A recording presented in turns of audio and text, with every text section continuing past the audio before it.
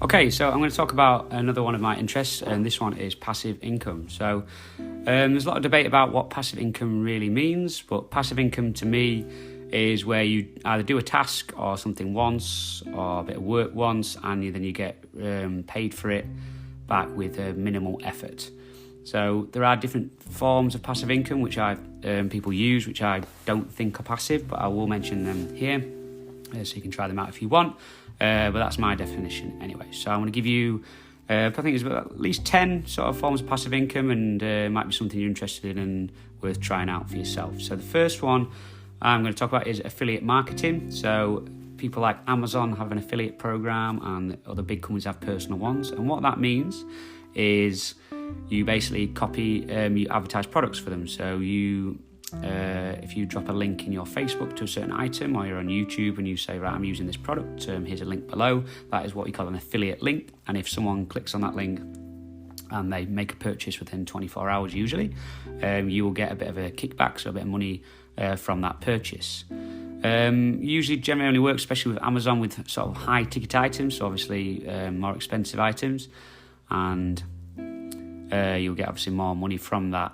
A lot of people, though, they try and mug people off and they're trying to sell all sorts of things that they're not really bothered about, and that doesn't really sit well with most people. To join the program itself as well, you need to be perhaps meet a certain criteria. So usually you need a certain amount of followers, for example, online or sort of things like that. So there's a bit of work involved. So I wouldn't say it's passive unless you have a big following, really. Because unless you're selling big ticket items as well, you're not really going to make too much money from it.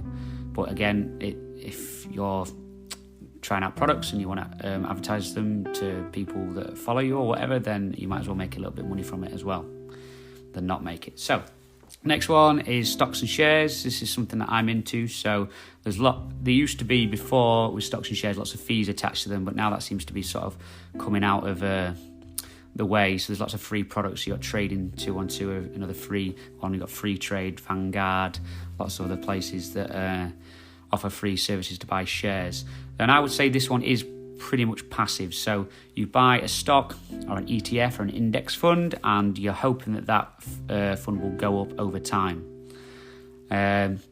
And that is completely passive. There obviously is a risk involved with that, because it might not go up, but if you're smart and you want to de-risk, then you go for an ETF or an index fund. All that is a share that a combined of lots of shares. So, for example, the FTSE 100 is the 100 best companies, I believe, in the UK. I think it's the UK, it might be US, I can't remember. And that is managed for you. So each time number 100 moves to 102, then the next one comes in and it's managed for you. So the top 100 performing companies at a time. And hopefully, if you invested wisely, that share will go up. You can obviously invest in certain stocks as well, called dividend stocks. So each month or quarter or year, whichever the dividends are paid, you get money for investing in that company. So I would say that is completely passive way. That is a way I invest. Is invest in dividend stocks, and they will give you some money every so often to investing in that particular company.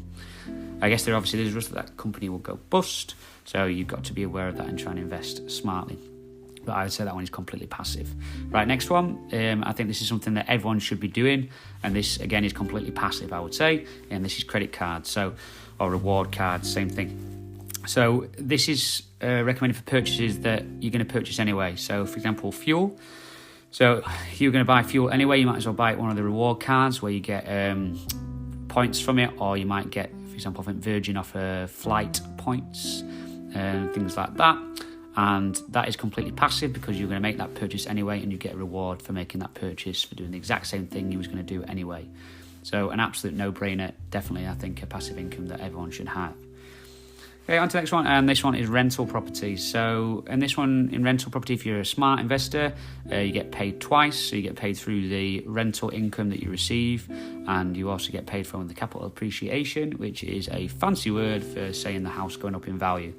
So that's only, again, I said, if you're a smart investor. So you do need knowledge. There's quite a lot of knowledge and build up to this to make this passive. And I wouldn't say it's passive. I'll say there's definitely some work involved with it. So definitely initially anyway. So once you're educated enough about property, then you can make it semi-passive. So, for example, some people try and make rental property passive by having a letting agent. The only difference is if you have a poor letting agent, then you could spend a lot of time chasing them up, and that becomes not passive.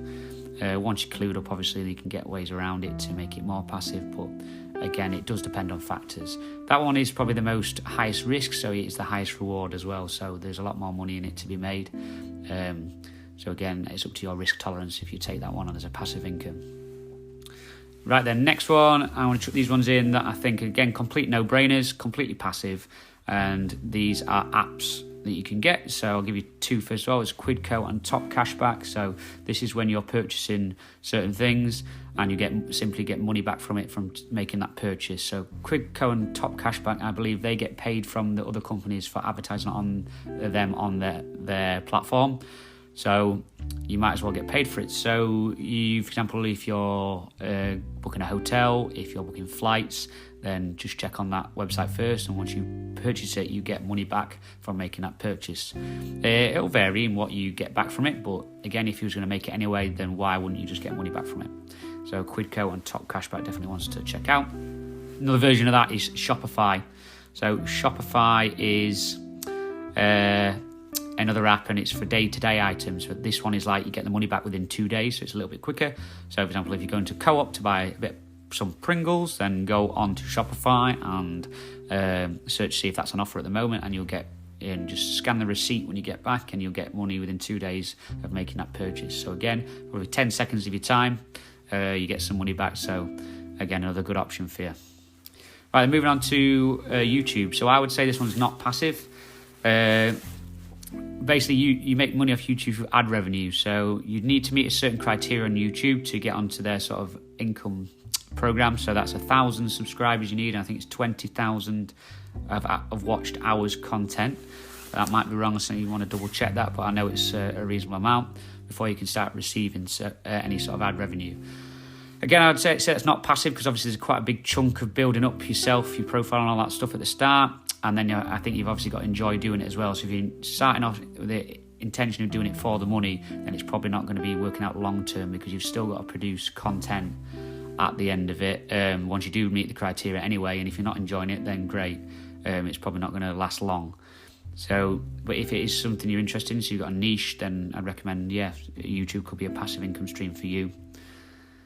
On to my next one. So I've got wrote down a few weird ones here you might want to try out. So I would say some of them are passive, some of them are not. So one of them that I do, which I've got written down here, is Audible. So that is audiobooks. So I'm a narrator for Audible, and what I do is I'll audition for people's books that they've wrote, audiobooks that they don't want to narrate themselves, and I will have a go at narrating them. And if they choose me, then you can get paid in 3 ways. So you can get paid a flat fee, which is not passive, because that's just a flat fee. You can get paid a monthly fee, which I'd say is passive, because once you've put that money in, that time in, recording the audiobook, then you receive a bit of money for that each month.